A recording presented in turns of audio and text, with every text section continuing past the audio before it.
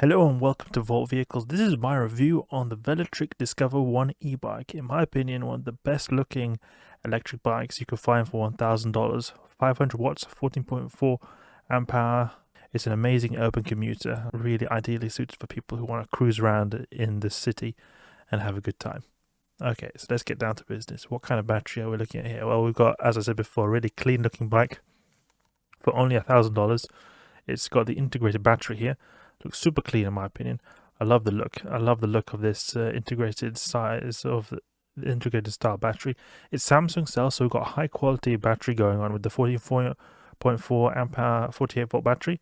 It's pretty decent. It's pretty decent. It can get you about, I would say, when it comes to like real world use, this is going to take you to about, I don't know, 50-60 kilometers. So when you're using a max assist level with a pedal assist, then it claims that it can get like 58 miles, but then I can imagine that is a bit like more ideal conditions. The more realistic range here is more like 50-60 kilometers. The thing that's good about this lock, the way it's so integrated into the frame, is that this is going to be a kind of measure that is going to prevent people from maybe stealing your battery. Less likely people are going to steal it. It's locked here. Okay, so then what kind of motor we've got? We've got a 500 watt motor.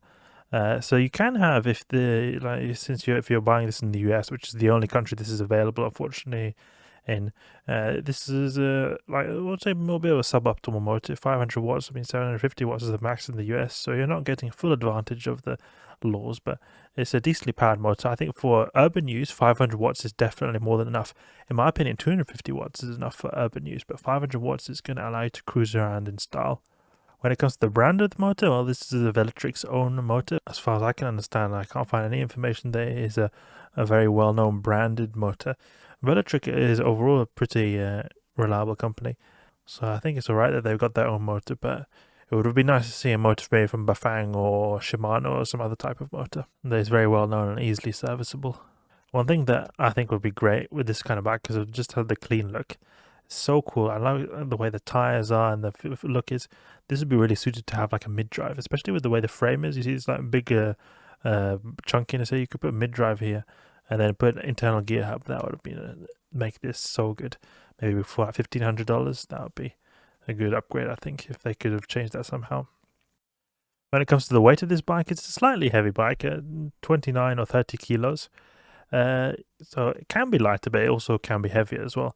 I think that it's still not too bad considering it's like beefy build, a chunky looking frame with the big tires. I can accept it being this weight. Feels very robust in the way it looks with all the fork and everything. When it comes to the build itself, I love just this build is amazing. Look at how internally routed cables, really nice looking paint job. You know, the yellow is actually the cheaper paint job. It costs a bit more to get the different paint jobs here. You see the grey, which is actually my favorite one, costs $200 more than the yellow one. Not so popular. The white also, I think, looks pretty good with the silver. These tires are great. I love these tires. These, in my opinion, are some of the best tires or like style of tires you can get for urban use. We've got the slicks. I love the slicks for urban use. It's so nice. You get the good road grip, and then you get the 2.5 inches.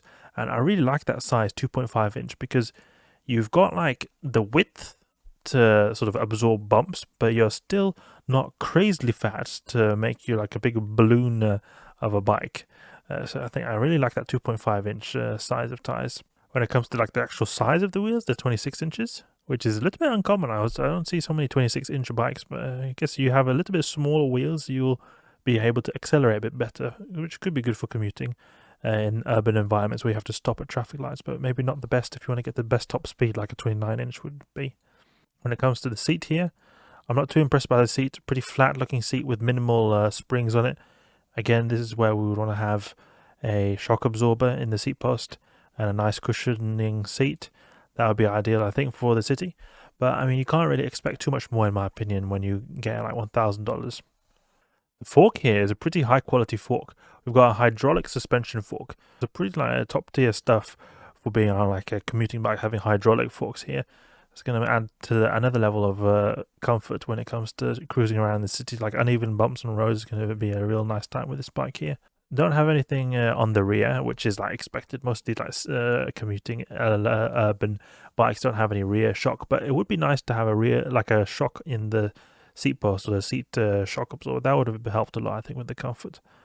Mudguards, what have we got? Mudguards here. Oh, it's really good, epic how we got these mudguards. I like that we've got mudguards because it's essential to having a cleaner tire when you're cruising around in the city. I mean, having all that rain and then suddenly getting it splashed on your back is not going to be a nice time. So it's nice that we've got some mudguards that come straight here. One thing that would have been nice is if it had a rear rack. Does not unfortunately have a rear rack. This comes separately. Seems like you can buy like some bundles here.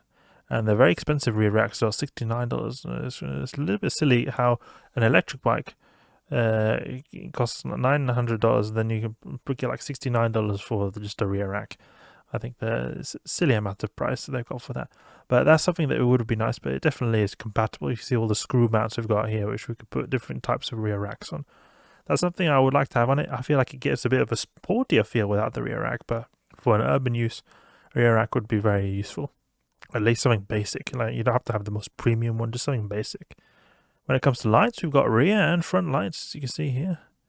Got the rear light here. And then we've got the front light just underneath of the handlebar. The kickstand is a free gift here, as you can see. Comes on the back. I like that. I really like the rear kickstands. They're really nice compared to the ones in the middle, in my opinion, and allow you to pedal without having to kick it over. It sounds like a weird anecdote here, but it helps so much with moving the bike around where you have to fold it up every time you want to move it. And these are the different colors we've got. We've got the grey, the mango, which is the cheapest one, the cyan, the silver, the blue, and the spring. What's my opinion on this handlebar? Well, this is a pretty good handlebar for the urban use. You've got like slightly bent backs, a bit more relaxed style. You can rest your wrists quite well.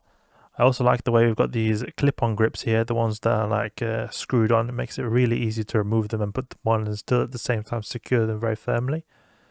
We've not got a super wide handlebar, so we've got a little bit of a, like in the middle handlebar size. It's nice because if it's too wide, I don't like that. I think the width is just right. Then when it comes to the actual bike components, we've got hydraulic disc brakes. The hydraulic disc brakes are not any particular brand, but they're good that we've got. It's really great that we've got hydraulic disc brakes because they're so much better in terms of their software capabilities compared to more mechanical disc brakes. Even mechanical disc brakes are very good compared to rim brakes, but just these hydraulics are so much better. So really great that we've got these in the urban style. It's nice to be able to stop quickly in case some crazy person just jumps up in front of you into the bike lane. When it comes to the gears, we've got 7-speed Shimano Tony, lowest tier of gearing here. But when you've got a hub drive, it doesn't really matter too much what kind of gearing you got because the electronics go through the hub. It's just your own pedaling power that goes through this derailleur, so it's not going to it doesn't matter. I don't think it is as important that you have like a really cool derailleur compared to say a mid-drive, which is going to rely completely on your drivetrain. Unfortunately, the Velotric Discover 1 is only available in the US. I would have really liked to be available in the EU. I would have liked to use it here. Unfortunately, it is illegal in the EU, which is, I think, the reason why it's not available here. But it's a really cool, nice urban commuter, and just I don't like it how we can't find this bike here for those who want to be a little bit adventurous. But I'd really recommend this bike if you're able to get it. For the price, it's amazing. $1,000 for a hydraulic disc brake bike of this quality. There's got like the nice step-through design that's really comfortable to get in and off, and they've got the nice tires, the mud guards, the alright size battery, and just the overall really cool frame build. I think that's a really good price for the $1,000 price tag, so definitely would give this a go. It's a really nice urban commuter. So that's my review on the Velotric Discover 1. Hope you guys enjoyed. Hope you learned something new. If you did, please leave a like and subscribe. I'll catch you guys later.